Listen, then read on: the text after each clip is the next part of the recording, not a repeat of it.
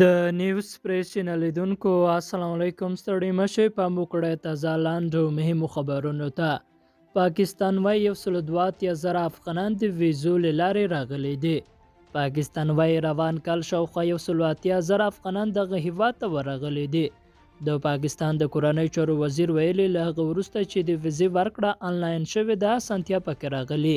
نو شاوخوا 102,000 کسان پاکستان ته د ویزو لارې ورغلي دي.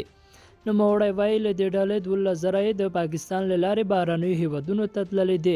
له 40,000 تر 50,000 یې د ملګرو ملتونو له لارې په بېلو هیوادونو کې د پناه غوښتنه کړې ده او ځینې یې بیا په دې هیواد کې میشت شوي دي. پاکستاني لوري ویلي چې دوی د ویزې ورکړه نوره هم اسانه کوي او په دې لټه کې دي چې وکړای شي د افغانانو ستونزې حل کړي او د ډېرې ګڼې ګوڼې مخنیوی وکړي. او یونیسف وايي افغانستان کې د مرستو لپاره 2 میلیارډ ډالرو ته اړتیا ده. یونیسف له ملتړو هیوادونو په افغانستان کې د مرستو لپاره 2 میلیارډ ډالر غوښتي دي. د یونیسف ادارې په تازه څرګندونو کې ویلي چې په افغانستان کې وضعیت ورځ تر بلې ترنګلی کیږي او دوی اړ دي چې د صحي نظام د ساتلو او افغان ماشومانو د ژغورلو لپاره لاس په کار شي.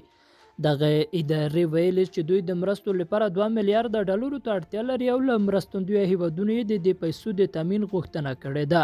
سرچینه وایي چې روان کال ښایي نیمایي هغه ماشومان چې عمرونه یې تر 5 کلونو ټیټ دي له سخت خوارځواکۍ سره مخ شي او همداراز که پر وخت مرستې ونه شي او د ښوونکو معاشونه اجرا نه شي نو د دې خطر شته چې 10 میلیونه ماشومان له ښوونځیو پاتې شي. یونیسف ادارې پر مرستندویه هیوادونو غږ کړی دی چې له افغانستان سره خپل مرستو ته ادامه ورکړي او د مرستندویه بنسټونو اړتیاوې پوره کړي. لیدونکو له غوږ نیونه مو مننه. لا مو مل شه.